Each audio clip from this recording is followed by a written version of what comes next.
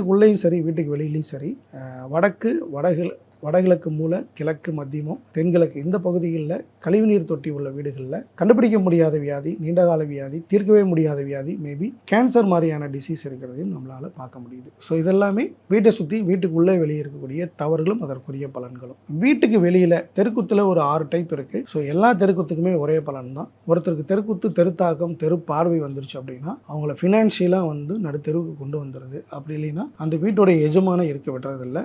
So சில நேரங்களில் live அவங்க இருக்கிறதில்ல. அதே போல வீட்டுக்குள்ள ஹை சீலிங் அப்படின்னு சொல்லுவாங்க, டூப்ளெக்ஸ் வீடுன்னு சொல்லுவாங்க, முட்டம் வைத்த வீடுன்னு சொல்லுவாங்க. அந்த மாதிரியான வீடுகள்லையும் யார் வீடை கட்டினாரோ அந்த வீட்டு ஓனரும் அந்த வீட்டில் லைவாக இருக்கிறதில்ல. சில நேரங்களில் வெளியூர் வெளிநாடு போயிடுறாங்க, சில நேரங்களில் அவங்க இருக்கிறதும் இல்லை. ஸோ இதுதான் அந்த சில வாஸ்து தவறும் அந்த வாஸ்து தவறுக்குரிய பலன்களும்.